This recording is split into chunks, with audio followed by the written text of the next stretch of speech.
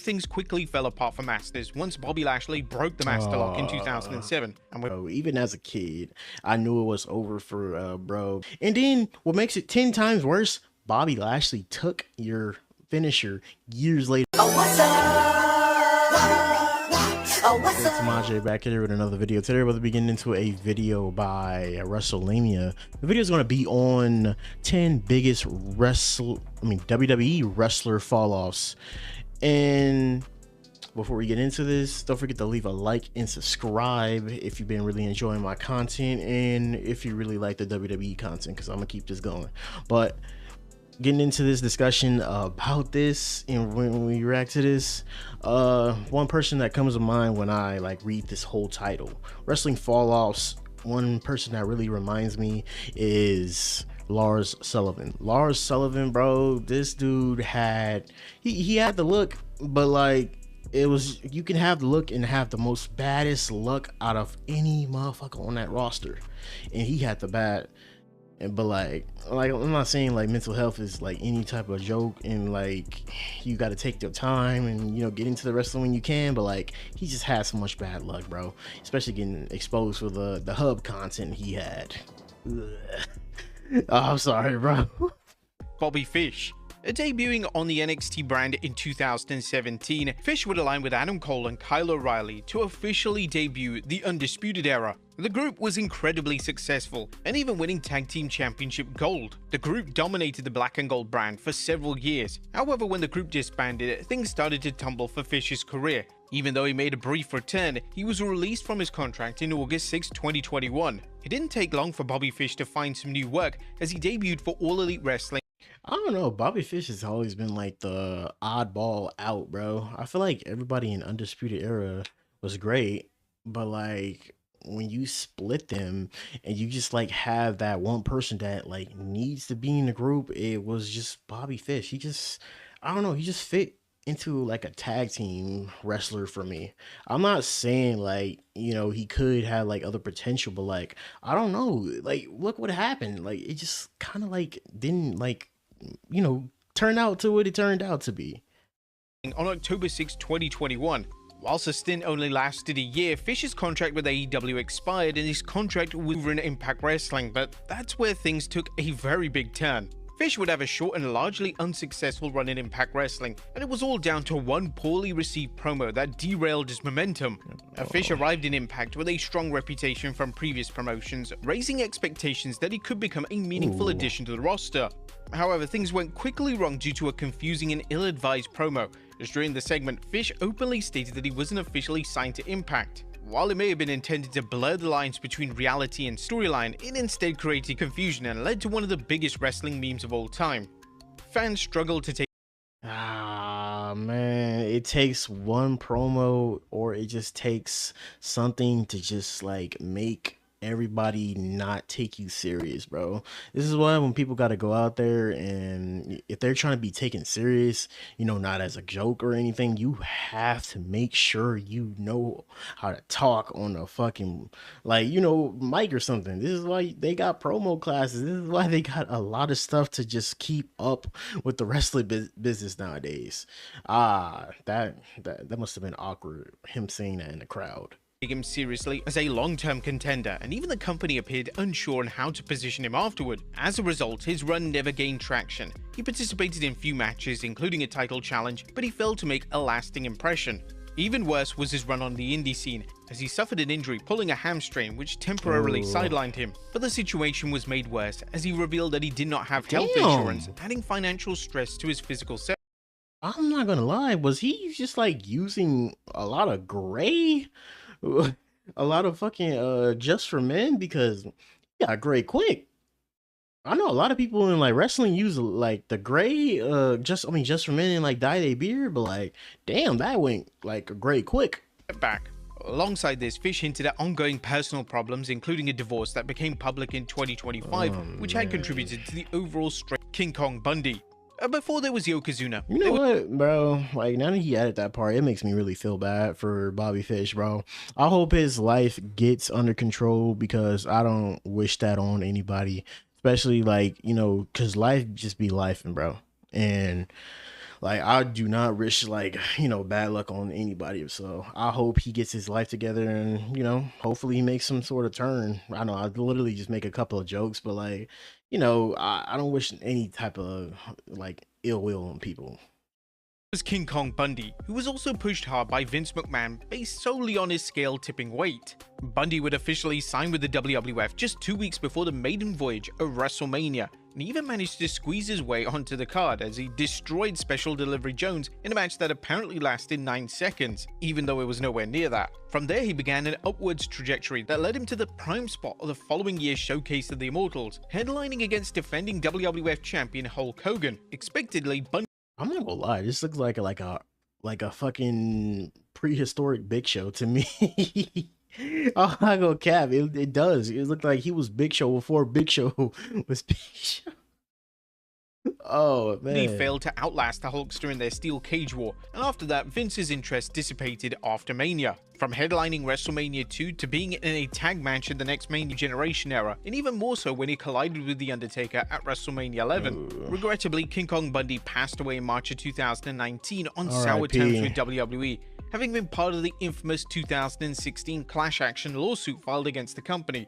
Though with other playing, Jesus Christ, every time the class action lawsuits mentioned it, a lot of wrestlers were really a part of that. And me reacting to these videos is great to just like know that like some of these names were part of that, because like Jesus Christ, was it really that bad with all these people suing WWE? They had to team up. But nigga, even then, like, I wish they switched up his like career. But like, when Vince McMahon loses like that little spark in you and loses interest in you, bro, it's kind of one and done.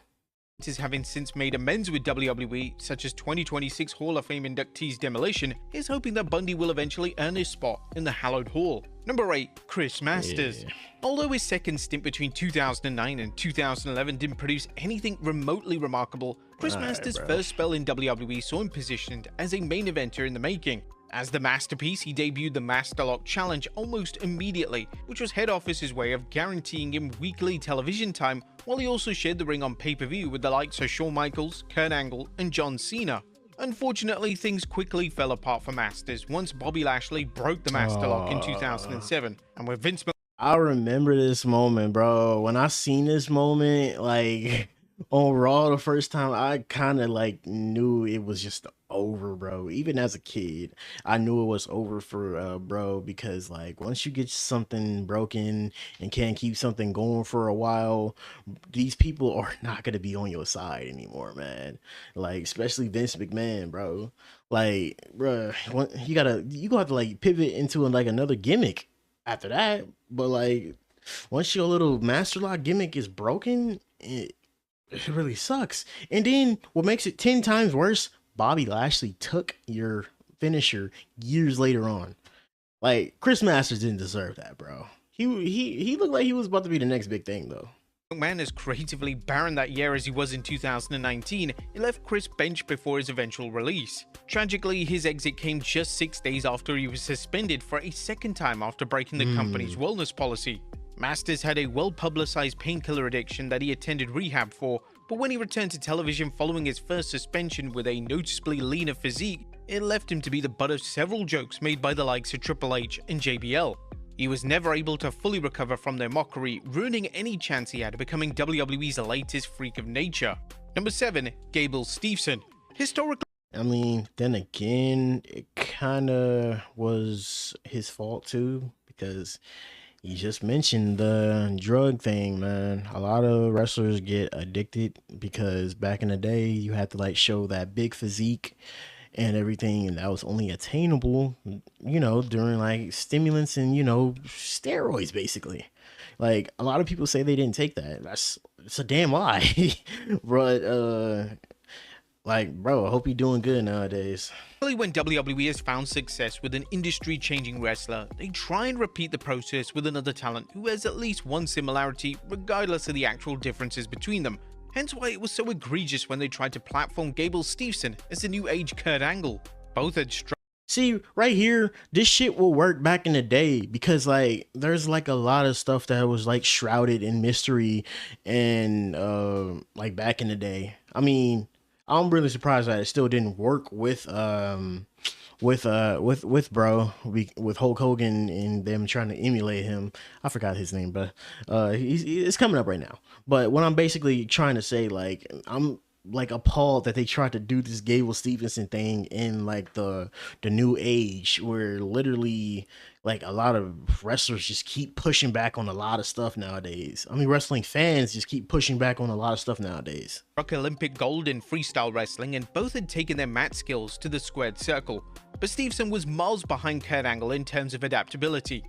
Booked opposite Baron Corbin at the 2023 Great American Bash, Gable looked helpless as he dealt with heckles and this match was like, it wasn't bad because Baron Corbin was carrying his shit, but like the atmosphere, bro, was just terrible. boos from the audience. This would be his only televised match in WWE ahead of his 2024 release, leaving behind him a very puzzling career. Stevenson was so burnt by the wrestling game, he actually went into MMA instead, and has admittedly had more success there. Number 6, Sin Cara. Similarly to how WWE looked to find its next Kurt Angle when Gable Stevenson arrived in WWE, the February 2011 signing of Mystico was done in part so that they could finally discover the next Rey Mysterio. But they couldn't have been further from the treasure.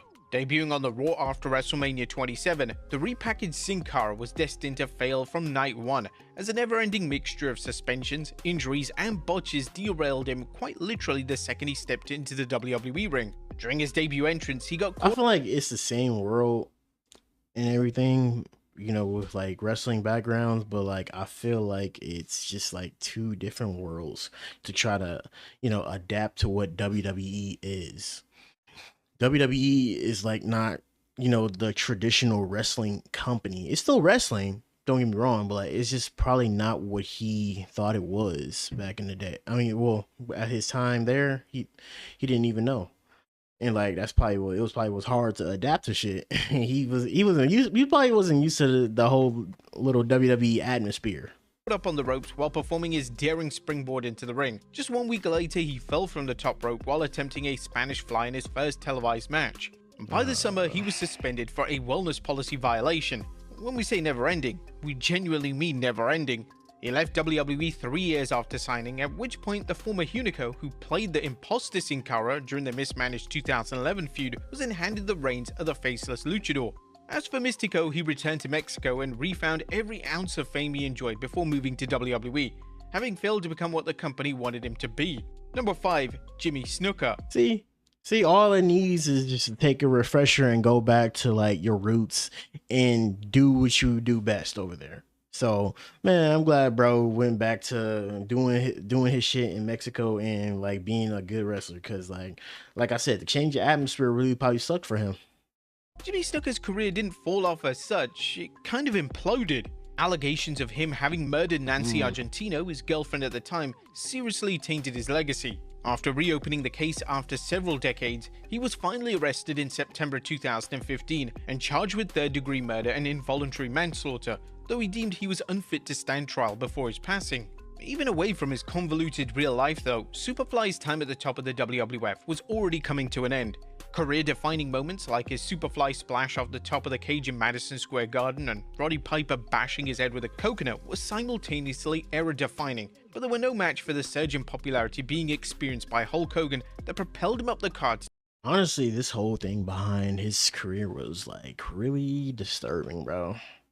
And like it really sucks that he wasn't like held accountable, because like he wasn't really fit to stand trial because like his old age and, you know, probably Alzheimer's in his head or whatever was happening to his head. I don't know the clear story behind what was happening to him, but like I heard the story of like Nancy Argentino so many times, and it's really sad that like that shit has to end like that.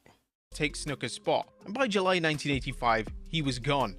Jimmy Snuka did manage to get a second go at life to take a streak, but other than that, it wasn't worth the WWF's time. Number 4, Jack Swagger. An NCAA Division 1 All-American Jack Swagger came to WWE. Getting into Jack Swagger, bro. Jesus, bro. He, I mean, he had the wrestling part, but he just couldn't talk, and it was just something awkward. Is an accomplished amateur wrestler. So what was Vince McMahon's first port of call? Well, to make him the second coming of Kurt Angle, of course. Swagger wore singlets like Kurt Angle did, made being American his entire personality like Kurt Angle did, though without the same charm and charisma, and even used the ankle lock like Kurt Angle did, but he could never reach the same level that Kurt did. Still, WWE relentlessly shoved him down the throats of its audience, with the All-American American eventually becoming Mr. Money in the Bank and subsequently the World Heavyweight Champion in 2010. That shit was a terrible decision. I remember at the time him winning the damn Money in the Bank and winning the world title. It was just terrible, bro. Swagger would win the briefcase at WrestleMania 26, but by WrestleMania 27, he was serving as a ringside second to Vario for the big gold belt. Though like his own title reign, the match made for dire viewing.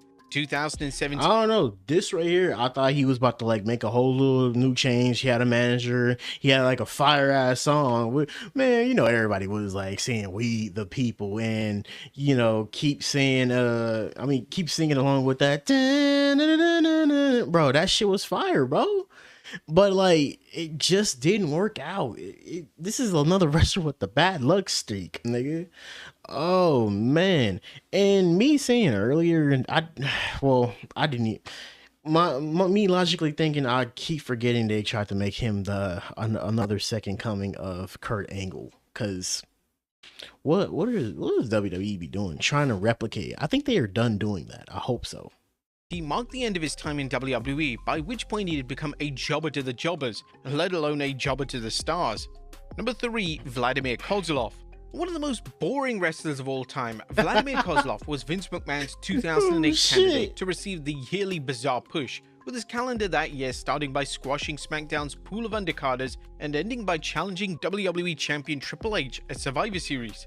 Kozlov was a walking definition of everything that McMahon looked for in a potential main eventer. He stood at 6'8", weighed over 300 pounds, and hailed from what is now Kiev, Ukraine, though he was billed on television as being from Moscow, Russia. Maybe in a different era, the Moscow Mule would have thrived as a foreign menace across the territories. But in circa 2008 WWE, audiences expected much more than what Vladimir was able to offer. After his main event run, he had a sharp shift in character by the end of 2010, as I saw him become a bumbling clown who started dancing. I mean, it was entertaining, but damn, nigga, they destroyed the shit out of his career, bro. Well, how he looked on TV, but like, even if you try to like repackage him and turn him into like this beast again, it's never gonna come back to that. Once they turn you into a joke, it's over, bro. Tea parties and teaming with Santino Marella, and even though the strange bed for WWE Gold, it didn't come as much of a surprise when he was released less than a year later. Number 2, Lars Sullivan. The downfall of Lars Sullivan in WWE wasn't caused by a single issue, but rather a combination of personal struggles, controversies, and stale momentum. Sullivan was heavily pushed as a dominant monster in the black and gold brand. However, even before he made his official main roster debut, cracks began to show. He reportedly suffered severe anxiety attacks, including one incident where he walked out before a scheduled appearance. See, that right there, it really sucks. So I kind of like, you know, sympathize with this because like it like anxiety is no joke, and it just kind of like really comes over you when you're nervous about some shit, especially like going in trying to get yourself hyped up for this. I kind of get it. Appearance that would have positioned him with a match with John Cena. This immediately disrupted WWE's long-term plans for him and delayed his push. But then his career became further complicated by controversy. Old posts from bodybuilding forums resurfaced, revealing racist, sexist, and homophobic comments. And this led to backlash from fans and wrestlers, as well as a significant fine from WWE and mandatory sensitive training. While he did apologize for the remarks, the damage to his career lingered and made it exceptionally difficult for audiences. And plus, I felt like it was really so awkward with him on TV, and then like, I mean, I know wrestlers stay professional, but like, we know that this nigga really wasn't liked, especially saying all those racist comments. To fully accept him. In addition, Sullivan struggled to maintain consistency in the ring due to injuries and time away from television. In 2021, WWE quietly released him, and he also confirmed in the same year that he was done with wrestling for good. And number 1, Mr. Kennedy. Now, even though he held the US Championship, won the Money in the Bank ladder match, and competed in matches opposite John Cena, The Undertaker, Shawn Michaels, and Eddie Guerrero, Mr. Kennedy is still one of the biggest what-ifs in WWE history. Injuries and suspensions wrecked all plans that the company had for him. First, he was booked to drop the Money in the Bank contract to Edge after sustaining an injury that was expected to keep him out of action for several months, though it only sidelined him for a matter of weeks. Later that year, he was a planned choice to be Mr. McMahon's illegitimate child, but after he violated the company's wellness policy, those plans were also shelved, with Hornswoggle taking his place. I feel like the tale of Mr. Kennedy was just like half he was just in his way with addiction, and the other part was just like bad luck because nigga, you running into the John Cena Randy Orton combo, them agreeing on something was just it sucked. And like, you know, when you, back in those days, when you F up one time, it's over. The internet wasn't like really prominent as much as it is right now. However, the straw that broke the camel's back on Mr. Kennedy's WWE career was an apparently botched belly-to-back suplex that he delivered to Randy Orton, with Orton's complaints to management leading to Kennedy's release. Speaking of Brian Fritz, shortly after the supposed mistake, the future TNA World Champion cleared up the misconceptions. He, Orton, told me to give him a belly-to-back suplex, and I did, and I thought everything was fine. I got to the back and he was holding his neck, saying that I dropped him on his head. He went to the back and lectured me about how I needed to be safe and all this other stuff. He got 3 huge bags of ice, one on his neck, one on his left shoulder, and one on his right shoulder. He got them all saran wrapped up, put his shirt back on, and walked to the locker room, and he chewed me out the whole way there, calmly and quietly, but he told me that you need to be careful, blah blah blah. I felt bad about it because I didn't know. I hadn't seen the tape, so I thought I really dropped him on his head. Then I went home and saw the tape, and I saw that he landed flat. If you slow the videotape down, his neck never comes into contact with the mat, so I'll let you— That's true. Yeah, you ran into Randy Orton in those terrible days. That's fucked up. You watch the tape and you let me know what you think. After years of resentment with WWE, he feels that he's finally open to a return. While he recently made his return to TNA, it could be a possibility now, but whether WWE has any interest in bringing him back is another question. Yeah, I don't think. To tell you short, WWE doesn't have no interest bringing him back. I'm sorry. He's a great wrestler, but like WWE doesn't have like interest bringing him back. They just released 30 superstars right now, bro. They're just trying to make budget cuts everywhere, so they're gonna be like, you know, like handing out contracts like here and there. But like on my mind, it's just like how long are they gonna last? Oh my gosh, yeah, this full list was really deserved, and you know, Lars Sullivan deserved to be on this list, and also Jimmy Snuka deserved to be on this list, because man, I'm still pissed off about that shit. But if y'all enjoyed this video, go like WrestleMania's original video, and don't forget to like and subscribe to my channel. We on the road to 550. Catch you later. He was the best guy around. What about the people he murdered? What murder?